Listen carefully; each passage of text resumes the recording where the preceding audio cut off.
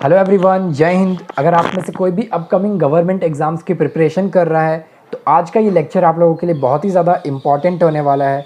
क्योंकि अगर आपके सिलेबस में इंग्लिश सब्जेक्ट है, चाहे वो एसएससी 2024 की प्रिपरेशन कर रहा है स्टूडेंट, या फिर वो बैंकिंग के एग्ज़ाम्स की प्रिपरेशन कर रहा है, या फिर एफकेट, सीडीएस या कोई भी स्टेट एग्ज़ाम्स की प्रिपरेशन कर रहा है जहाँ पर आपको इंग्लिश का सब्जेक्ट देखने को मिलता है, तो उसमें एक बहुत ही इंपॉर्टेंट टॉपिक होता है जो कि कंडीशनल सेंटेंसेस होता है।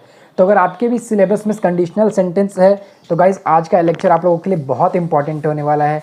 क्योंकि छोटे से लेक्चर में आप लोगों को ये पूरा का पूरा टॉपिक मैं कंप्लीट करा दूंगा। और हर एग्जाम्स में अगर इंग्लिश आ रहा है तो कंडीशनल से जो है एरर के डिटेक्शन के क्वेश्चंस बनते ही हैं, तो आपके जो है नंबर फ्री के पक्के हो जाएंगे अगर आप ये आज का लेक्चर सीख लेते हैं। तो छोटा सा वीडियो रहने वाला है लेकिन बहुत इंपॉर्टेंट रहने वाला है और बहुत ही इफ़ेक्टिव रहने वाला है।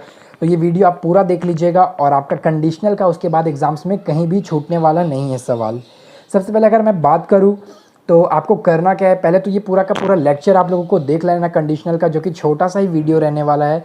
इसके बाद आपको इसी की नोट्स बनाकर रिवीजन करना है। इसके बाद फिर आप लोगों को क्वेश्चन प्रैक्टिस करनी है। इसकी अगर आपके पास कोई अच्छी प्रैक्टिस बुक है तो आप वहाँ से प्रैक्टिस कर सकते हैं कंडीशनल सेंटेंसेस की। अगर नहीं है तो इसी चैनल पे आप लोगों को जल्द ही मैं प्रैक्टिस क्वेश्चंस लेकर आने वाला हूँ कंडीशनल सेंटेंसेस की, जहाँ पर 50 टॉप क्वेश्चंस रहेंगे एसएससी में, बैंकिंग में या फिर किसी अदर एग्ज़ाम्स में पूछे हुए प्रीवियस ईयर के, और वो आप लोगों को मैं कराने वाला हूँ प्रैक्टिस।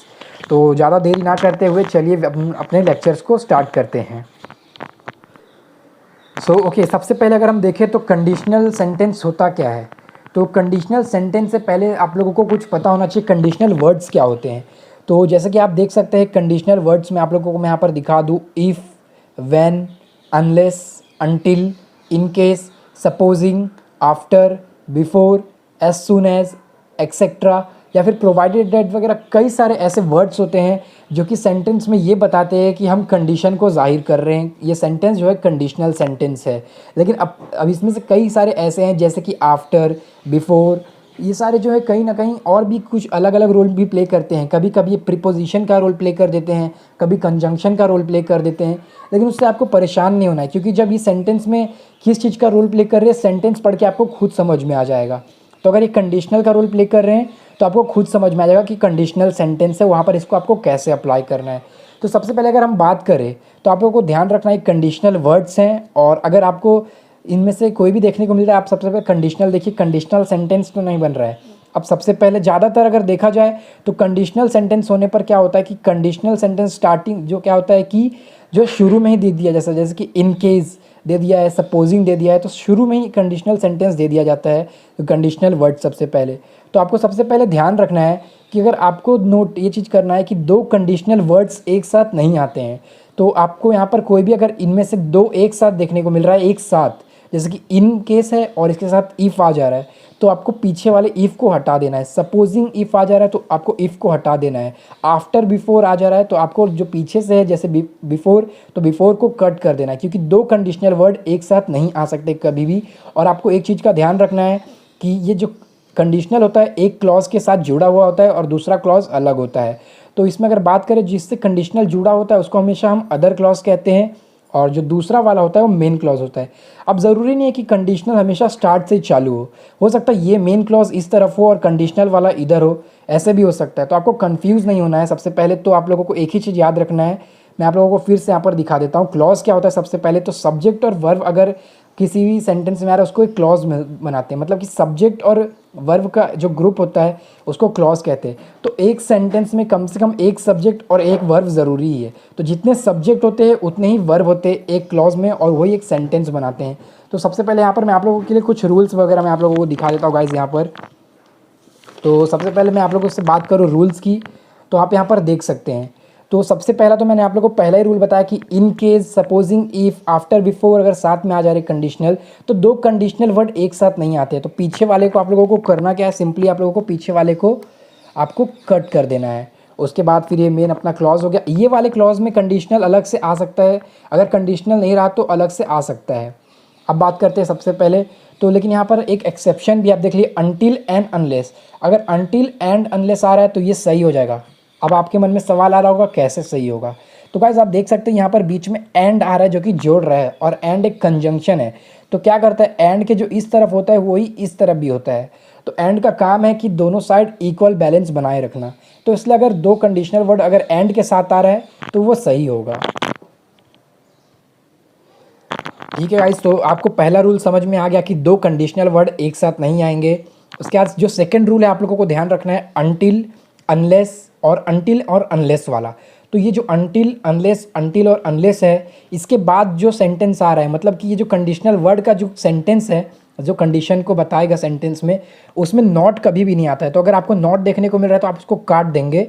यही एरर डिटेक्शन में आता है गाइस। अगर आपको until, unless, until and unless एक साथ देखने को, मतलब अगर कंडीशनल सेंटेंस में अगर अनटिल वाला सेंटेंस आ रहा है, अनलेस वाला कंडीशन आ रहा है, अनटिल और अनलेस वाला कंडीशन आ रहा है, तो उसमें कभी भी उस वाले क्लॉज में नॉट नहीं होगा। हाँ, यहाँ पर अगर आपको नॉट देखने को मिलता है तो ये सही हो जाएगा, क्योंकि ये दूसरा क्लॉज है कॉमा के बाद।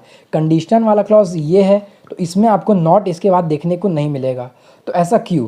तो गाइज ये जो अनटिल है, अनलेस है, अनटिल और अनलेस है, इसका इटसेल्फ मीनिंग नेगेटिव होता है। ये खुद में नेगेटिव को जाहिर करता है, इसलिए हम लोग नेगेटिव वर्ड का यूज़ यहाँ पर नहीं करेंगे।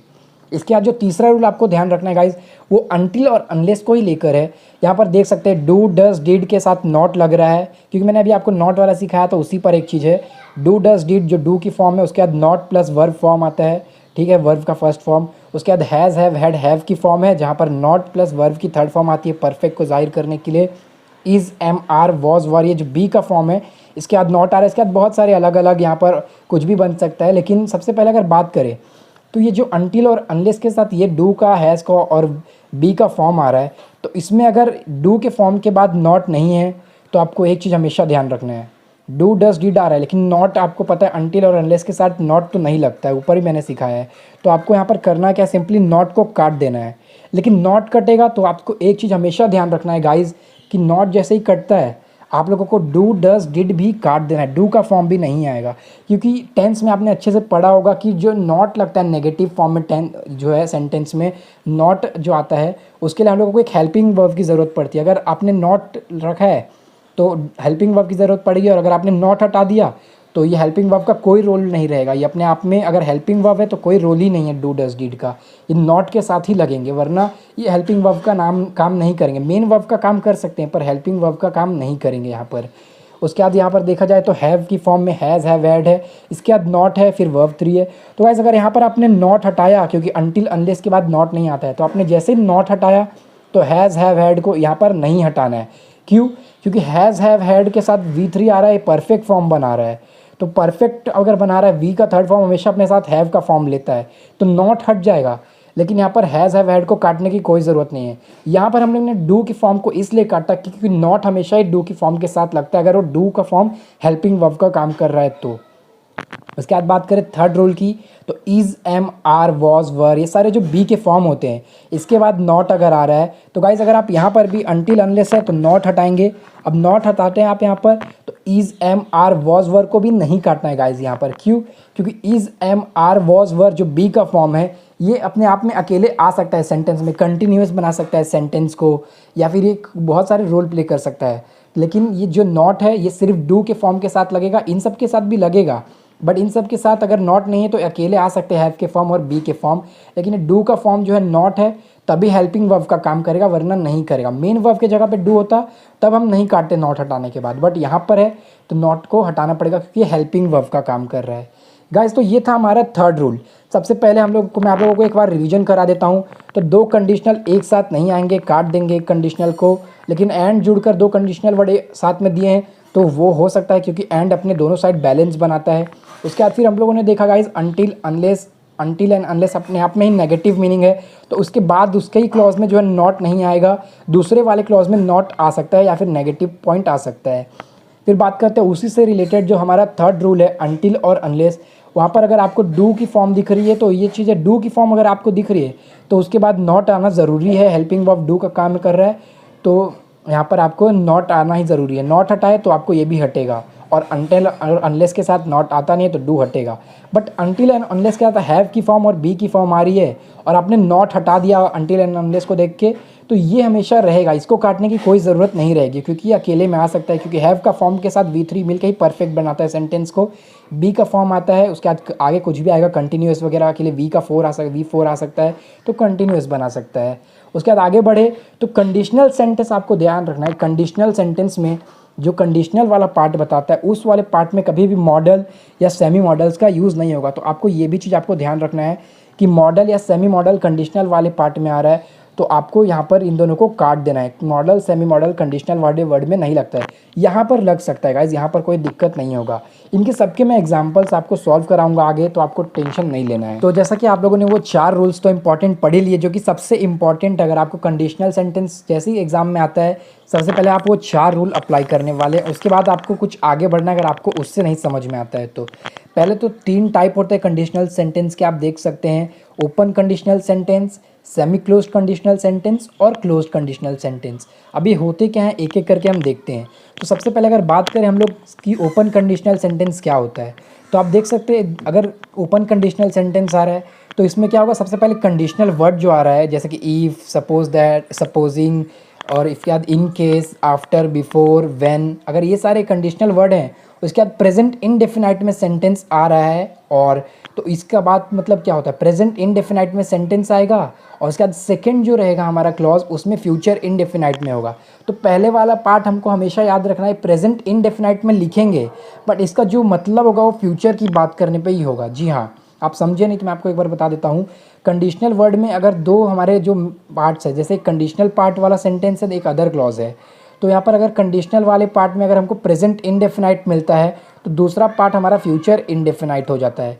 अब बात करते हैं सबसे पहले यहाँ पर हम लोग, तो आप देख लीजिए यहाँ पर सबसे पहले प्रेजेंट इनडेफिनाइट मतलब क्या होता है, तो सब्जेक्ट प्लस वर्ब की फर्स्ट फॉर्म को ही हम लोग प्रेजेंट इनडेफिनाइट कहते हैं, जो कि हमने टेंस में पढ़ा होगा, आप लोगों ने टेंस वगैरह पढ़ा होगा, सबसे बेसिक चैप्टर होता है, तो उसमें यही बताया गया है सब्जेक्ट प्लस वर्ब की फर्स्ट फॉर्म आ रही है तो प्रेजेंट इनडेफिनाइट होता है। उसके बाद फ्यूचर इनडेफिनाइट मतलब क्या हो जाता है, तो यहाँ पर सब्जेक्ट आ जाता है, उसके बाद विल शाल में आपने जाना होगा, उसके बाद वर्ब की फर्स्ट फॉर्म आ जाती है। तो आपको ध्यान रखना है हमेशा ही कि अगर सेंटेंस में कंडीशनल वाला पार्ट प्रेजेंट इनडेफिनाइट में है तो दूसरा वाला पार्ट हमारा जो है फ्यूचर इनडेफिनाइट में ही आएगा।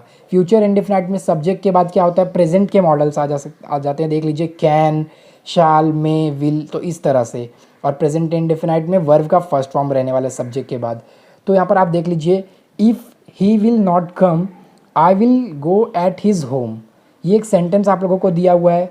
अब बात करते हैं यहाँ पर सबसे पहले हम लोग, तो यहाँ पर आप देख लीजिए if he will not come, ये कंडीशनल वाला पार्ट कैसे हो गया, क्योंकि यहाँ पर आपको कंडीशनल वर्ड दिया गया है इफ़। तो मैंने आप लोगों को अभी सिखाया था थोड़ी देर पहले रूल, कि सबसे पहला ही रूल था कि कंडीशनल वाले पार्ट में हम लोगों को यहाँ पर कोई भी हम लोगों को यहाँ पर जो है मॉडल देखने को नहीं मिलता है। तो आपने विल जैसे ही काटा तो आपको मैंने एक चीज़ और सिखाया था गाइस, कि अगर आपको डू डज डिड आ रहा है इसका मतलब नॉट है तभी डू डज डिड आएगा, वरना नहीं आएगा। तो यहाँ पर आपको पता होना चाहिए। तो यहाँ पर एक विल था, विल के बाद नॉट है, तो यहाँ पर if he will not come है, तो यहाँ पर विल हटाए। क्यों गाइस यहाँ पर विल हटाए, तो सबसे पहले मैं आप लोगों को बता देता हूँ कि ये जो है हम लोगों ने जैसा कि देखा यहाँ पर कंडीशनल वाले पार्ट में एक प्रेजेंट इनडेफिनाइट में होगा, एक फ्यूचर इनडेफिनाइट में होगा। अब यहाँ पर ये फ्यूचर इनडेफिनाइट में कंडीशनल वाला हमने पढ़ा ही नहीं कहीं, तो विल हटा देंगे। अब ये प्रेजेंट इनडेफिनाइट में हम कैसे बनाएंगे, क्योंकि दूसरा पार्ट देख सकते हैं I will go at his home, जहाँ पर सब्जेक्ट के बाद वर्ब की फर्स्ट फॉर्म है और विल शैल है, तो ये आप देख सकते हैं फ्यूचर इनडेफिनाइट है, मतलब ये वाला पार्ट जो है हमारा प्रेजेंट इनडेफिनाइट होना चाहिए।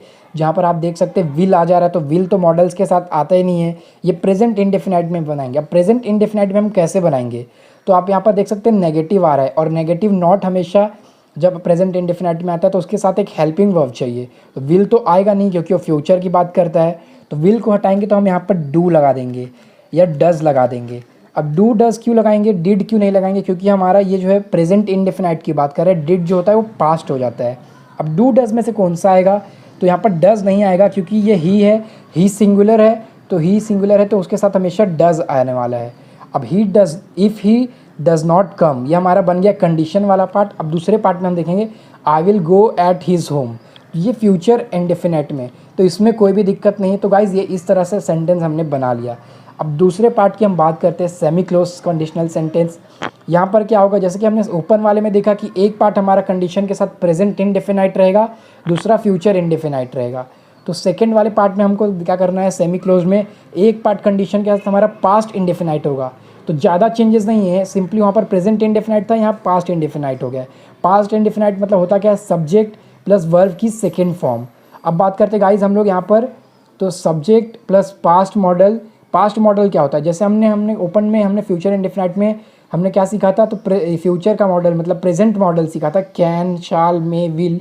अब ये पास्ट की बात कर रहा है, प्रेजेंट पास्ट इंडेफिनाइट, तो यहाँ पर पास्ट के मॉडल यूज़ करेंगे। तो पास्ट के मॉडल हो जाते हैं, आप देख सकते हैं यहाँ पर कुड, वुड, माइट। तो इस तरह से हमारे पास्ट के मॉडल हो गए। अभी पास्ट के मॉडल के साथ आपको पता है, मॉडल्स के साथ हमेशा वर्ब की फर्स्ट फॉर्म आती है, इसलिए हमने इसके बाद ही वर्ब की फर्स्ट फॉर्म ली है, जब ना कि पास्ट में हमने ये लिया है वर्ब, सेकेंड फॉर्म में नहीं लिया है।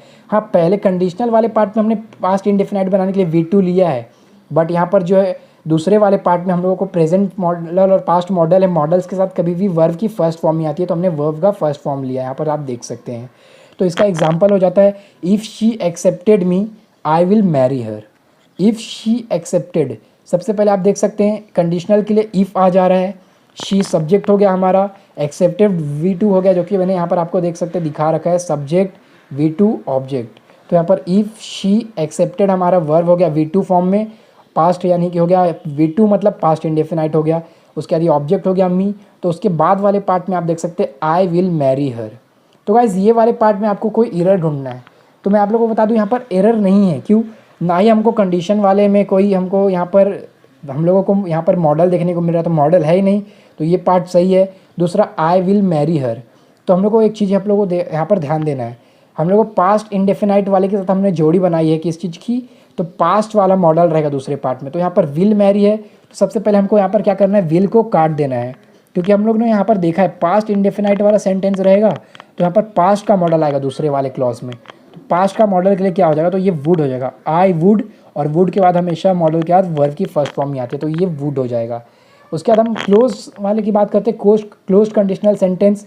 तो क्लोज कंडीशनल सेंटेंस में होता है क्या है, कंडीशनल वर्ड हो गया, उसके बाद पास्ट परफेक्ट। आपको अब यहाँ पर ये नहीं सोचना है कि पहले हम लोगों ने देखा कि प्रेजेंट इंडेफिनाइट वाला, फिर हम लोगों ने पास्ट इंडेफिनाइट देखा, तो यहाँ पर हम लोगों को थर्ड वाले में फ्यूचर इंडेफिनाइट, तो नहीं, फ्यूचर इंडेफिनाइट कंडीशनल के साथ नहीं आता है। आप लोगों को देखना है यहाँ पर पास्ट परफेक्ट आ जाएगा। पास्ट परफेक्ट मतलब क्या हो जाता है, परफेक्ट के लिए हम लोग हैव प्लस वी की थर्ड फॉर्म लगाते हैं, लेकिन यहाँ पर पास्ट में तो हैड होगा, हैड प्लस वर्ब की थर्ड फॉर्म। और दूसरे वाले पार्ट में आपको हमेशा याद रखना है, यहाँ पर जो है पास्ट का मॉडल यूज़ किया जाएगा, ना कि पास्ट परफेक्ट में तो पास्ट का मॉडल हम लोग को यूज़ करना है। उसके बाद मॉडल के बाद हम लोगों को आई एम सॉरी गाइज, तो यहाँ पर आप लोगों को जो है यहाँ पर आप देख सकते हैं परफेक्ट है, इसलिए हम लोग को V3 में लेना है यहाँ पर। तो V3 से पहले हम लोग को पता है हैव का फॉर्म आई एम सॉरी, तो देख सकते हैं आप यहाँ पर, तो V3 से पहले आप लोगों को हैव का फॉर्म लेना है, और हैव का फॉर्म लेना है लेकिन कैसे, पास्ट में लेना है। लेकिन पास्ट में हम यहाँ पर नहीं ले सकते, यहाँ पर तो हमने हैड लिया है पास्ट फॉर्म में V3 से पहले, लेकिन यहाँ पर आप लोगों को हैव इसलिए रखना है क्योंकि ये मॉडल है और वुड मॉडल है, तो मॉडल के बाद हमेशा वर्ब की फर्स्ट फॉर्म ही रहती है, तो ये हैव सही हो जाएगा और V3 हो जाएगा। इसका आप एग्जांपल देख सकते हैं, if you would had come with me I will have give you party. तो अब आप देख सकते हैं यहाँ पर कंडीशनल सेंटेंस में इफ़ यानी हमारा कंडीशनल वर्ड हो गया। अब कंडीशनल वाले में मॉडल नहीं आता है तो वुड पहले हटा दो। अब यहाँ पर देख लीजिए, if you had come with me, had come क्या हो गया, हैड कम हमारा पास्ट परफेक्ट हो गया, क्योंकि हमारा यहाँ पर आप देख सकते हैं पास्ट परफेक्ट कैसे हो गया, क्योंकि हैड है पास्ट में और उसके साथ कम वर्ब की थर्ड फॉर्म, क्योंकि वर्ब की थर्ड फॉर्म के साथ ही हमारा हमेशा हैव का फॉर्म लगता है, तो V3 हो गया, तो पास्ट परफेक्ट हो गया। तो ये वाले क्लॉज में, अदर क्लॉज में क्या हो जाएगा, तो यहाँ पर पास्ट का मॉडल हो जाएगा, हमने ऊपर जैसे कि देखा, तो आई वुड, और यहाँ पर मॉडल के बाद हमेशा वर्ब की फर्स्ट फॉर्म हैव आई, और उसके बाद फिर गिव के जगह पे हमको गिवन करना है, गिवन यू पार्टी, गिवन क्योंकि हमारा परफेक्ट में है, तो हैव के बाद हमेशा वर्ब की थर्ड फॉर्म गिवन आती है, GIVEN, गिवन। तो ये आप लोगों को तीन चीज़ याद रखना था। मैं आपको एक बार क्लियर कर देता हूँ। सबसे पहले आपको यहाँ पर देखने को मिला एक ओपन कंडीशनल सेंटेंस, जहाँ पर कंडीशनल वाले पार्ट में आपको अगर प्रेजेंट इंडेफिनाइट सेंटेंस देखने को मिल रहा है, मतलब ये बात तो फ्यूचर की बात करता है, फ्यूचर इंडेफिनाइट की, लेकिन लिखते उसको हम प्रेजेंट इंडेफिनाइट में है, और उसके बाद जो अदर पार्ट रहेगा उसका अदर क्लॉज में फ्यूचर इंडेफिनाइट में ही आएगा। उसके बाद जो सेकंड है सेमी क्लोज्ड, उसमें अगर कंडीशनल वाले पार्ट में पास्ट इंडेफिनाइट है, तो अदर वाले क्लॉज में हम लोग को सब्जेक्ट के साथ पास्ट का मॉडल यूज़ करना है, और फिर हम लोगों को मॉडल के बाद हमेशा वर्ब की फर्स्ट फॉर्म में लिखनी है, याद रखना है आपको। उसके बाद क्लोज कंडीशनल सेंटेंस में अगर कंडीशनल वाले पार्ट में पास्ट परफेक्ट आ रहा है, पास्ट परफेक्ट यानी हैड प्लस वर्ब की थर्ड फॉर्म, तो आपको अदर वाले पार्ट में हमेशा याद रखना है कि पास्ट का मॉडल आएगा। इसके अलावा मॉडल के बाद फिर परफेक्ट है, इसलिए हम लोगों को वर्ब का थर्ड फॉर्म लिखने से पहले हम लोगों को जो यहाँ पर हैव का फॉर्म लेना है। हैव का फॉर्म फर्स्ट इसलिए लिए हैं क्योंकि ये वुड है और वुड मॉडल के बाद हमेशा वर्ब का फर्स्ट फॉर्म ही आता है। ठीक है, तो ये आपको ये 3 चीज़ याद रखना था। और शुरू में मैंने आप लोगों को क्या सिखाया गाइज, तो शुरू वाला मैं आप लोगों को एक बार दिखा देता हूँ। शुरू में मैं आप लोगों को बताया मैंने कि कंडीशनल सेंटेंस में आप लोगों को यहाँ पर कुछ देखने को मिलता है, आप देख सकते हैं यहाँ पर। तो कंडीशनल सेंटेंस में इन केस और इफ डबल कंडीशन एक साथ कभी भी नहीं आ सकते हैं, तो एक को कट कर देना है। लेकिन अनटिल और अनलेस या फिर कोई भी अदर जो हमारा कंडीशन वर्ड आ रहा है जो कि एंड के साथ जुड़ रहा है तब चलेगा, दोनों साइड बैलेंस बनाने के लिए आ सकता है 2 कंडीशनल एक साथ में। इसके बाद हम लोगों ने देखा until unless, until and unless अगर आ रहा है तो उस वाले पार्ट में हमको नेगेटिव वर्ड का यूज़ नहीं करना है, नॉट का यूज़ नहीं करना है, क्योंकि वो इटसेल्फ नेगेटिव है। हाँ, अदर क्लॉज में हम नेगेटिव का यूज़ कर सकते हैं। उसके बाद अनटिल और अनलेस वाले पार्ट में अगर हम लोगों को डू के फॉर्म के साथ नॉट आ रहा है तो हमेशा वर्ब का फर्स्ट फॉर्म आता है, ये चीज़ तो पता ही होगा आप लोगों को। लेकिन नॉट हटा रहे हैं तो डू भी हटेगा, क्योंकि डू डज डिड का फॉर्म जो है हम लोग को लिए हमेशा ही नेगेटिव के लिए यूज़ होता है, प्रेजेंट इंडेफिनाइट में और पास्ट इंडेफिनाइट में। तो नॉट हटाएंगे तो डू डज डिड भी हट जाएगा। उसके बाद हैज़ हैव हैड है, हैव की फॉर्म, तो नॉट हटाएंगे तो इस पर कोई फ़र्क नहीं पड़ेगा, ये रहेगा, क्योंकि V3 परफेक्ट बनाता है, उसको हैव का फॉर्म चाहिए ही। उसके बाद is am are was were है। उसके बाद नॉट हटाते हैं आप, अगर हम नॉट हटा देते हैं यहाँ पर हमारे अनलेस एंड अनटिल में नॉट नहीं चाहिए रहता है पार्ट में, नॉट हटाते हैं तो ये इज़ एम आर नहीं हटेगा, वो रहेगा, क्योंकि वो हमको कंटिन्यूस भी बना सकता है सेंटेंस, जैसे कि is am are was were, उसके बाद डूइंग या फिर वर्किंग या फिर रनिंग, तो ये सब हम यूज़ कर सकते हैं। तो इसलिए नॉट हटाएंगे तो वो नहीं हटेगा। उसके बाद कंडीशनल सेंटेंस के बाद कभी भी मॉडल सेमी मॉडल का यूज़ उस पार्ट में नहीं होता है जो इसमें कंडीशनल वर्ड रहता है। अदर पार्ट में हम यूज़ कर सकते हैं, तो आपको उसमें आराम से यूज़ कर सकते हैं, उसमें आपको दिक्कत नहीं लेना है। तो ये आपको 4 रूल और इसके अलावा जो 3 मैंने आप लोगों को सिखाया, क्या ये 3 आपको टाइप ऑफ सेंटेंस है, ये आपको याद रखना है। इसके अलावा गाइस आपको कुछ चीज़ों का और ध्यान रखना है, मैं आप लोगों को बता देता हूँ, बेसिक है। आप लोगों को ध्यान रखना है कि कंडीशनल सेंटेंस में आप लोगों को हमेशा याद रखना है गाइस कि अगर आपको हैव आ रहा है, हैड आ रहा है या फिर हैज़ आ रहा है, तो इसके बाद हमेशा वर्ब की थर्ड फॉर्म यूज़ हो, आपको ध्यान रखना है, क्योंकि परफेक्ट में ये आता है। इसके अलावा बात कर रहे हैं हम लोग तो वॉज, वर या फिर इज़, एम, आर आ रहा है, तो इसके बाद हमेशा गाइज आपको ध्यान रखना है कि वर्ब की फोर्थ फॉर्म यानी वर्ब की फर्स्ट फॉर्म प्लस ING वाला ही सेंटेंस में वर्ब यूज़ होगा। इसके बाद फिर आपको ध्यान रखना है गाइज यहाँ पर, जैसे कि यहाँ पर आप लोगों के लिए मैंने यूज़ कर लिया अगर आपको एक चीज़ और याद रखना है कि आपको V1 हो गया, V2 हो गया और V5 हो गया। V5 मतलब क्या हो जाता है, वही V5 जैसा कुछ होता नहीं है खास करके, लेकिन ये वर्ब की फर्स्ट फॉर्म में ही SES जोड़ने पर हमारा V5 बनता है। तो ये वाले जो वर्ब है इनके पहले कोई भी हेल्पिंग वर्ब, इनके पहले हेल्पिंग वर्ब जो है वो नहीं लगता है, लेकिन हमारा जो V3 है या फिर हमारा जो है V4 है, इनके पहले हेल्पिंग वर्ब जो है वो लगता है। जैसे कि हमारा V3 में क्या हो गया, V3 में हमारा जैसे कि हमने यूज़ कर लिया तो हेल्पिंग वर्ब हैज़ कंप्लीटेड, तो ये हमारा V3 हो गया, पास्ट परफेक्ट है प्रेजेंट परफेक्ट में। उसके बाद V4 में हम लोगों ने क्या देख लिया गाइस, तो इज़ डूइंग, उसके बाद फिर वॉज कमिंग। तो इस तरह से हम देख सकते हैं कि हम जो है V4 और V3 में हम पहले हेल्पिंग वर्ब यूज़ कर सकते हैं, लेकिन V1, V2, V5 में हम पहले हेल्पिंग वर्ब का यूज़ नहीं कर सकते। तो ये कुछ बेसिक्स से आपको पता होनी चाहिए। इसके अलावा जो इंपॉर्टेंट चीज़ है वो मैंने आप लोगों को यहाँ पर 3 टाइप के कंडीशनल सेंटेंस सिखा दिए, और इसके अलावा जो है गाइज मैंने आप लोगों को ये 4 रूल सिखा दिए। तो इसके अलावा आप लोगों को कंडीशनल में कुछ नहीं करना। 90% से ज़्यादा गाइस, 95% ऑलमोस्ट सवाल इन्हीं में से बनता है, और आराम से देखकर आप ये लॉजिक लगाकर आप अपने सेंटेंस को आप अपने जो है एग्ज़ाम में आराम से आप अपने सेंटेंस को क्लियर कर सकते हैं, एरर फाइंड कर सकते हैं, या फिर आप सेंटेंस अरेंजमेंट, ये सेंटेंस को आप जो है रीअरेंज करना रहता है या सेंटेंस को आपको सुधारना रहता है, आप आराम से कर सकते हैं। तो बस यही था कंडीशनल सेंटेंस में। आई होप आप लोगों को ये समझ में आया होगा। अगर आपको कोई डाउट है तो आप कमेंट सेक्शन में पूछ सकते हैं, मैं आपको क्लियर करने का पूरा कोशिश करूँगा। और गाइज़ अगर आपको प्रैक्टिस करना है तो आप घर जाकर प्रैक्टिस कर सकते हैं। आपके पास प्रैक्टिस बुक है तो PDF है तो आप प्रैक्टिस कर सकते हैं, नहीं है तो मैं यहाँ पर बहुत ही जल्दी एक प्रैक्टिस सेशन लेकर आने वाला हूँ, जिसमें आप लोगों को कंडीशनल की 50 क्वेश्चंस कराने वाला, और 50 क्वेश्चंस में आप लोगों का पूरा कंडीशनल बहुत अच्छे से रिवीजन भी हो जाएगा और बहुत अच्छे से आपका कंडीशनल पूरे दिमाग में अच्छे से बैठ जाएगा। तो बस आज के लिए यही था। आई होप आप लोगों को समझ आया होगा। तो थैंक यू, जय हिंद। मिलते हैं दूसरे हम लोग किसी टॉपिक में।